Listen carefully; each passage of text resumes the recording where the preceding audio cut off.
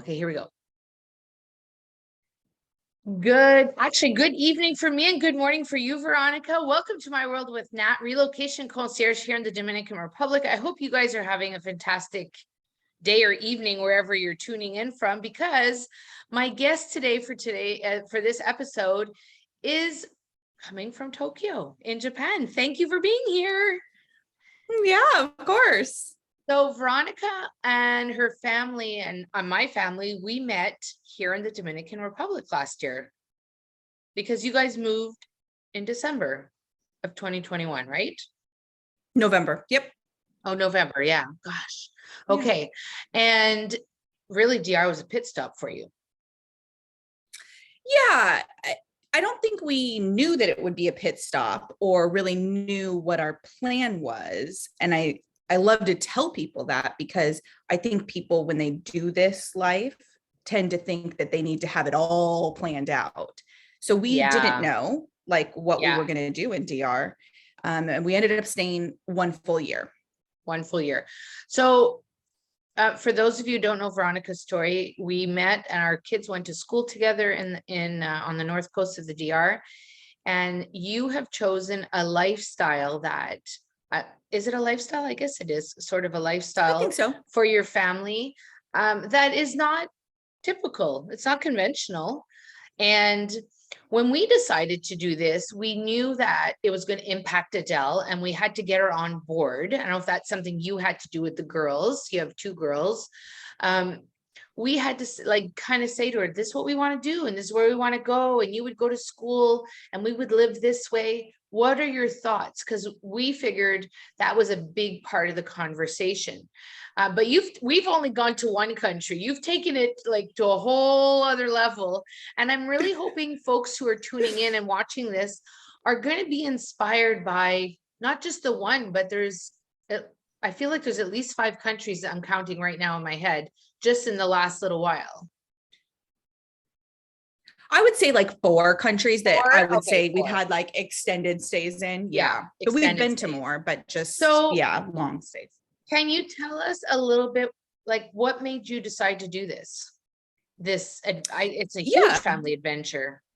It really is. And I think for anybody that does this, it's not any one thing, that makes you decide to do this, but it's just a sequence of things that sort of build up. So it just kind of breaks the camel's back, where you're just like, we need to leave, So for us, I think, some of the big things that happened were in America, we do these things called active shooter drills at school. And I think that was something that happened that just broke my heart. When my 5-year-old comes home and says that this is what she did that day, I just couldn't get around it. I was like, this is not normal. I don't want to have that conversation. So I think that was really sort of a catalyst for us. And then, when it came to the pandemic, it's not even how it was handled. It was the online school. So when my kids started the pandemic, they were 5 and 7, and they had never sat at a laptop before. So the idea that they could sit at a laptop and get some educational benefit was not working for us. Like, we were setting alarms on the microwave for classes every random, minutes apart. And I was going batshit crazy, where I couldn't keep up with the 2 different schedules of the 2 different kids in the 2 different rooms with the 2 different laptops. It was a nightmare. And they were in a Japanese school, which I did not speak the language. So that I was insanely unhelpful in helping them do anything with school. Where was that, in the States? Mm-hmm, yeah. They were in a full-time immersion school in America. Yeah. And so watching that happen, because the pandemic started in March, and watching them, we finished that school year out in June, and then September came around and they were going to do it again. They were going to start that again. And I was like, that is not happening. We are not doing that. So it was really in September of that first year of the pandemic where there was some wildfires in Oregon, which caused us to go to a resort in Arizona. And that one thing showed us that we could work anywhere. So we worked from a resort in Arizona for 3 weeks, And after 3 weeks, there was, I guess, sort of the YouTube gods showed me that after a video about Barbados, which was welcoming tourists at that time for 1-year visas, they showed us the school that our kids go to. The next video was Oh, okay. school. And so I had never, considered Dominican Republic. It was not on my radar in any way, shape, or form. But they had just suggested it because I guess it's a Caribbean country, and they thought, oh, if you're interested in Barbados, you must be interested in Dominican Republic. So I saw this school, and that was it. We moved 2 months later, and that's how we ended up in Dominican Republic. It was not some years-long planning adventure. It was not some like, I've always dreamed of going to this exact place. It was pretty And that is instant where we decided. That is so key. I think there are a lot of people that I'm meeting and I'm helping in this process that, one of the questions I ask, like, if you're not ready to do it now, when are you going to be ready? So I can gauge, where in the map, in the calendar year you'll be. And they're like, oh, in 6 to 8 months. And I'm thinking, what's happening in 6 to 8 months? And even for us, I remember one of my good friends said to me, why don't you just wait? I'm like, wait for what? They always say that. And she said, well, research it more.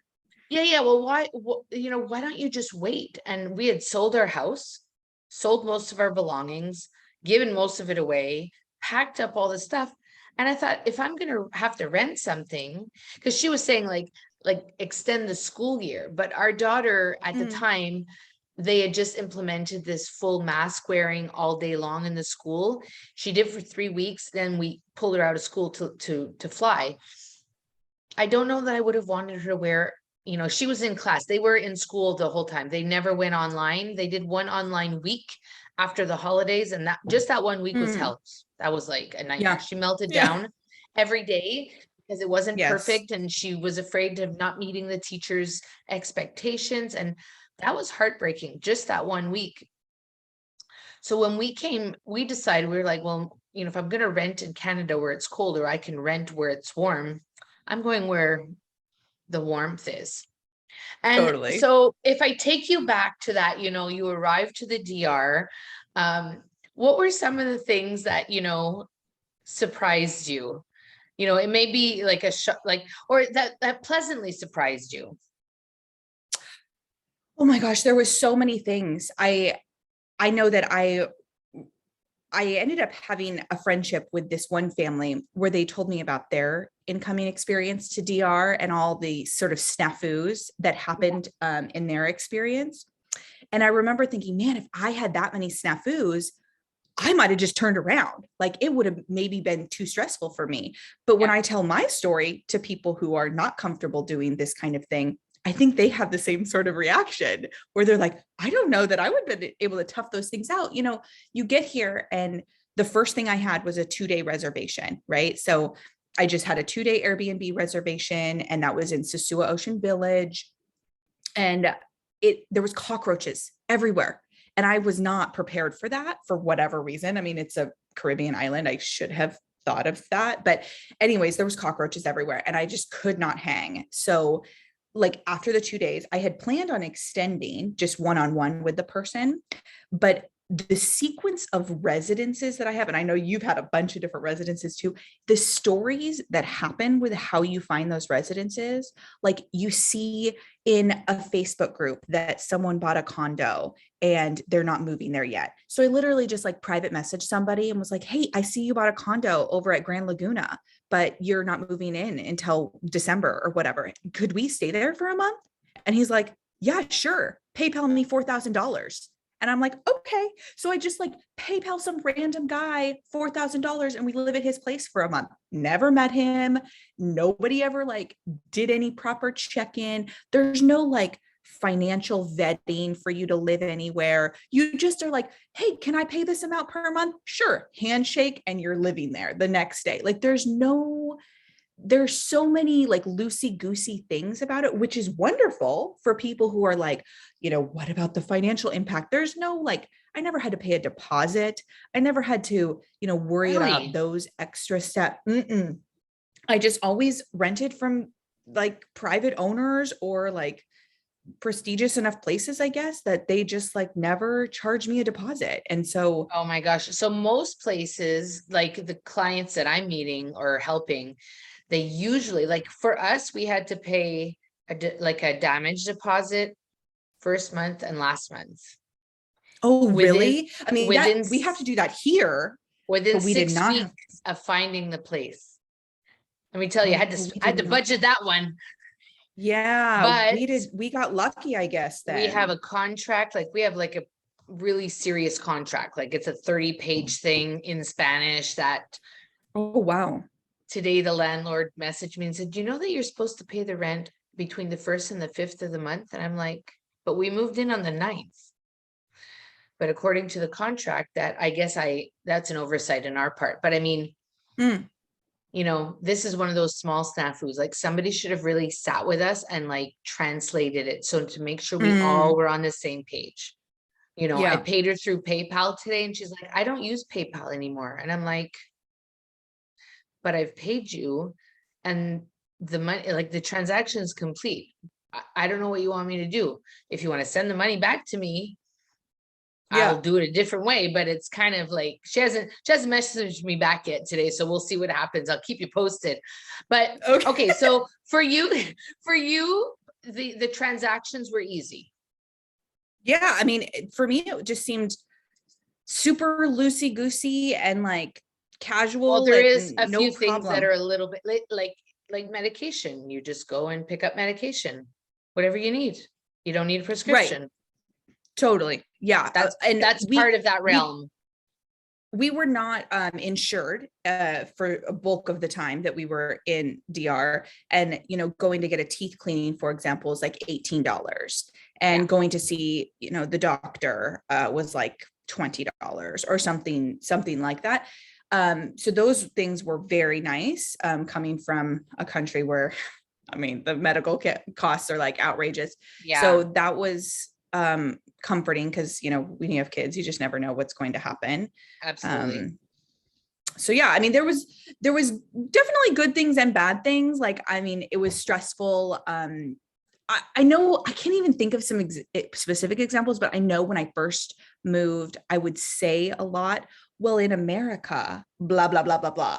And it's like, we left America. There was a lot of bad stuff about America. So like this whole mindset, it was hard to get out of. It was hard to like reprogram yourself. Like, that's just not how they do it. And you're just going to have to deal, And and whatever those circumstances were, it was fine. Like yeah, I dealt with it, obviously, but I do yeah. remember thinking that in the beginning, like, oh, that's not how we do it. That's something that I work on with clients to make them realize I need you to understand that you are leaving Canada, you are leaving the States. You will no longer be in that country. So when things happen, like somebody's coming at you on the other side of the road and the shoulder, it is what it is. Like you just go along. Well, we don't do that in Canada. I know, because we're not in Canada. Like that's sort of how it works for a lot of things. The other day, I don't know if I posted it in my Facebook stories, but I went and walked Adele's friend down the street and I ran out of coffee. So I stopped at the Colmado and I got a little coffee for 10 pesos, which is like about what, 18 cents. So, Yeah. I was just like, and it wasn't like my girlfriend who was stopping at Starbucks this weekend. She's like, this oat milk latte is going to cost me $7. And I'm like, yeah, I don't know that I could bring myself to buy Starbucks again. I don't know. I see that you guys are Starbucks lovers. Yeah, we are. We're from Seattle, so we are Yeah. Starbucks. Okay. So you have, okay. So DR brought some really great, any lessons, like any big lessons? Like, I guess like we're not in America would be one of those lessons. Yeah. I mean, I guess for the kids, the big lessons were kind of just that we can make friends anywhere and that these connections don't have to end just because we leave. Yes. With Yeah. technology these days, we don't have to, think of these people as people we will never see again. Like, Yeah. I mean, it was shortly after we left DR, but we've already met up with somebody from DR in Paris. Yeah. So those kinds of connections can continue on. And, we can see each other either back in DR or, some other country that we decide to meet up at some point. And that will be true here, and it will be true in the next place. And these connections can be forever if we want them to be. Absolutely. So if anybody, specifically to DR, if anybody was thinking like, I want to try this, Veronica did this for their family, do you have like one or two things that you would recommend that they do?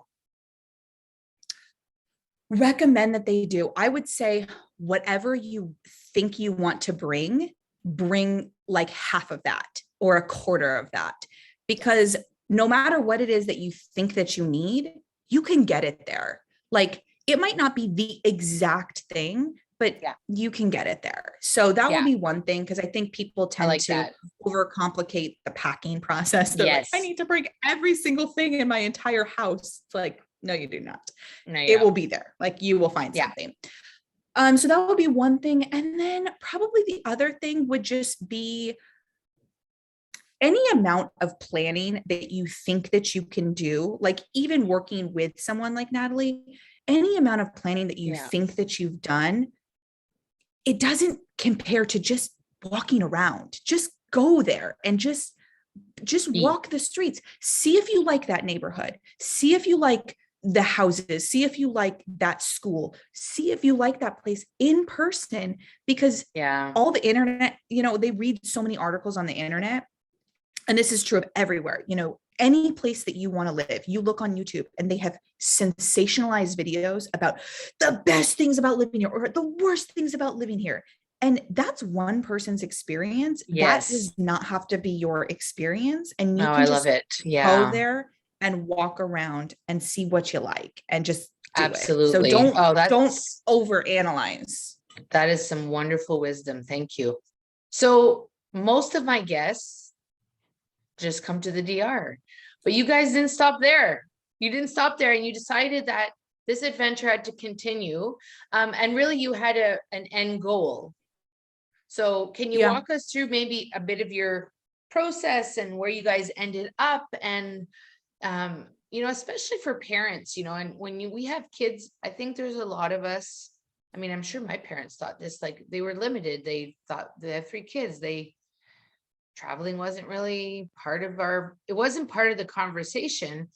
And for us, it was important that Adele know that there's more out there than just Montreal or just Canada. And Canada's a good country, but now she has friends, like she has a friend coming tomorrow who's from Germany.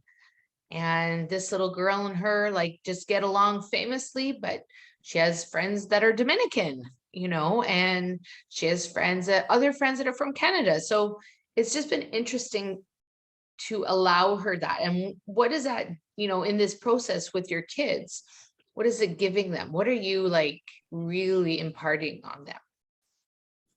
Totally. I think that this is something that so many people who have kids say to me something to the effect of, well, we'll do this after they're done with middle school. Or I'll do this after they graduate from high school. Yeah. They put these benchmarks, like some magic thing is going to happen at XYZ year. And, we, like you, just picked a time, and our kid was however old the kid was. And we had 2 different ages, and it just was what it was. And I think that sorry, I'm super ADHD, so I'm trying to think of what the question was now. I threw out like a whole bunch of stuff there. So you didn't have you had an end goal, but to get to the end goal, you visited a couple of places. So totally. That took some planning at least. I had a couple of end goals, I guess I will say. So, the DR thing happened because of that set of circumstances with COVID, where we realized we could work anywhere and we were not obsessed with it being an end goal. It could just be part of the journey, to be in DR. But actually right prior to COVID, on March 5th, and I don't know if you remember the dates exactly because I'm obsessed with the dates. We in America, school got canceled on March 13th. But on March 5th, I actually had a appointment at the Romanian embassy in Los Angeles, which was like, a flight away from me. Like I had to fly there with my dad. So we actually went to the Romanian embassy shortly before COVID, like a week and a day before COVID. We went Yeah. down there to apply for citizenship Oh, because wow. for the longest time, I was obsessed with getting citizenship somewhere. And I honestly didn't even consider visas. I didn't consider overstays, nothing like that. I really just wanted citizenship somewhere for some reason. I was stuck on that concept.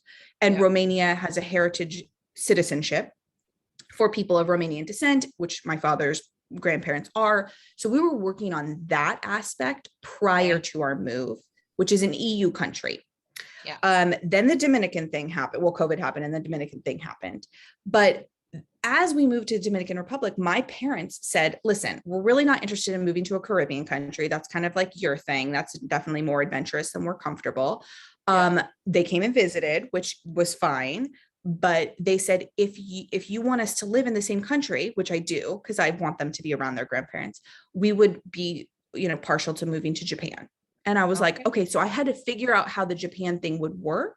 So I started that when I was in DR, which is not a citizenship, it's just a visa, also based on heritage. So I had things in the works kind of for my own family planning of like, I do want to end up in Switzerland or Sweden or Finland, Yeah. somewhere with like free college, like around high school. I'd love to be somewhere with free college. But for now, we are doing the Japan thing. One, for the language, it's invaluable. Like I'm sure Adele will pick up plenty of Spanish being there for as long as she will. And we only had the 1 year of Spanish, but the kids have been in Japanese school since they were 3. So having that second language, I think will be a great job skill of like 100%. being able to speak. Yeah. So we're in Japan because my parents will be moving here. My mom will be here in September. She'll fill out paperwork for my dad, and then he'll come in October once that paperwork is done. So yeah, it was really about like getting to a country where my parents would be able to legally live and be in the same country as us. I love it.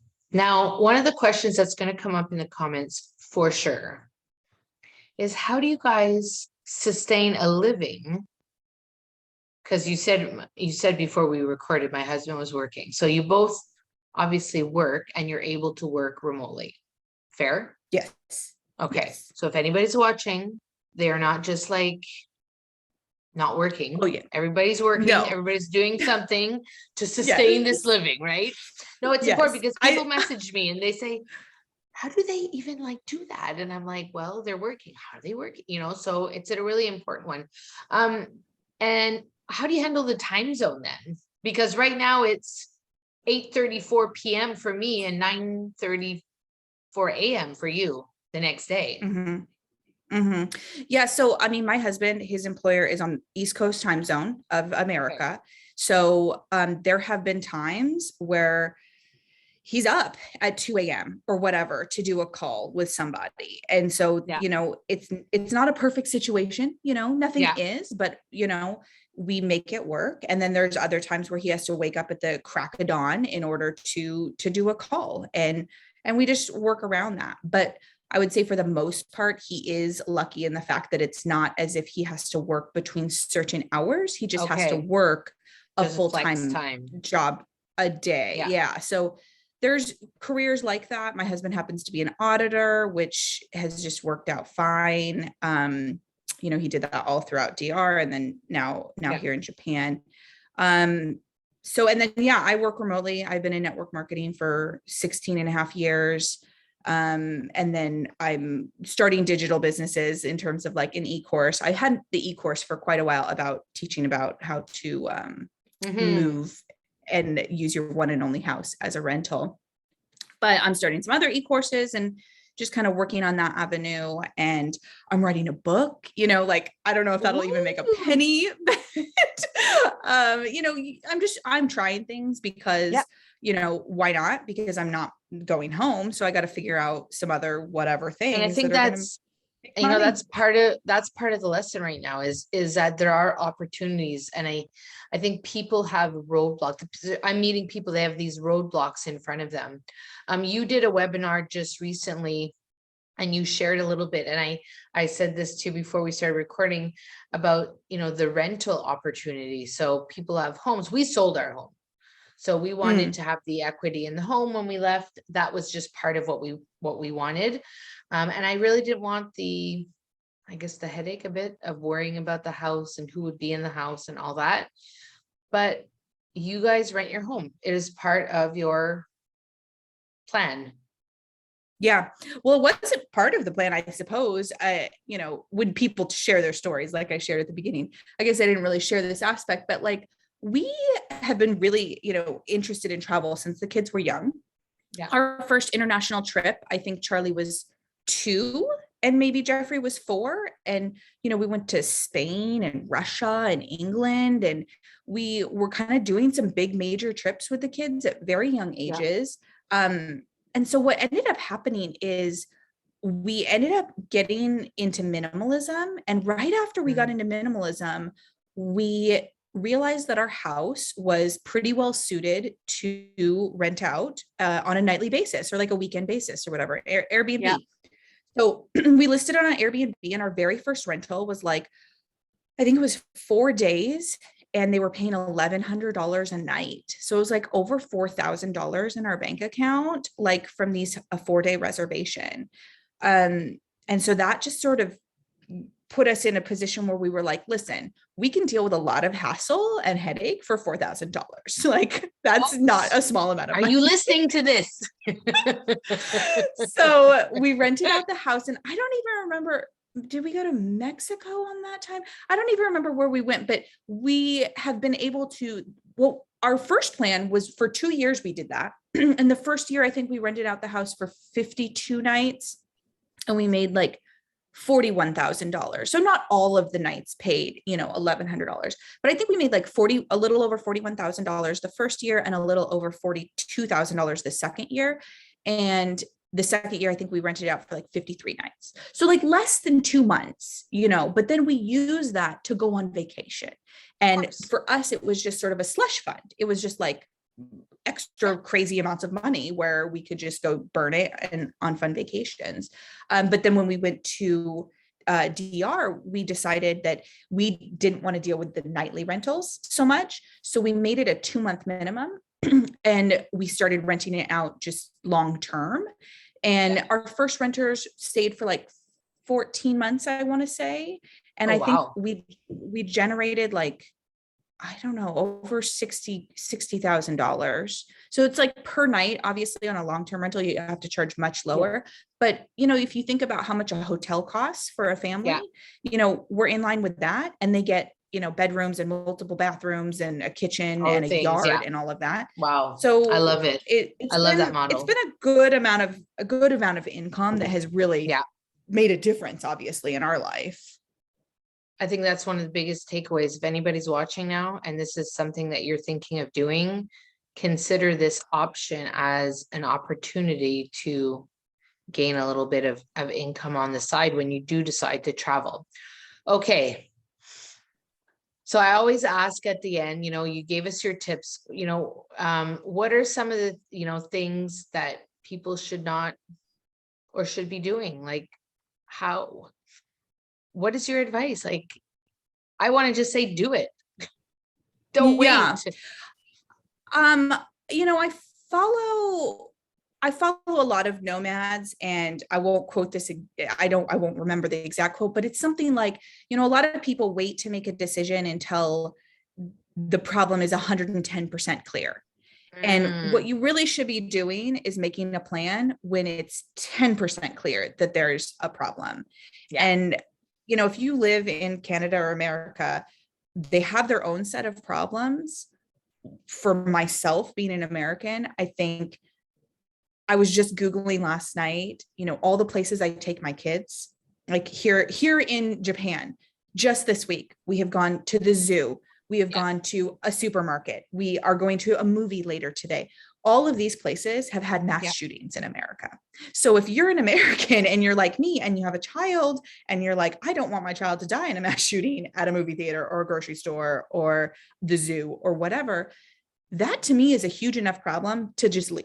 Like, you don't have to like try to solve the problem. You're not going to solve the problem. Whatever your version of that problem is, maybe you live in a country where that isn't the exact issue, but there's some issue that you've had to like fight for your rights or do something where you feel like you're constantly battling, you don't have to.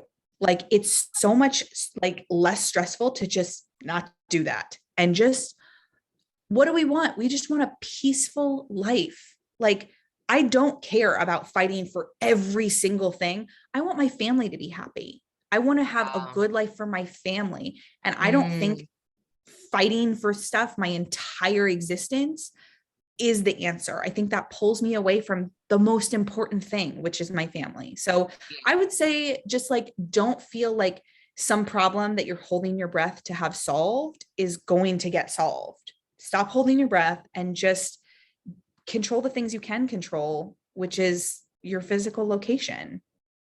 Yeah, absolutely. And look at, I always say to clients, look at it as an adventure. Look at it as change for your family.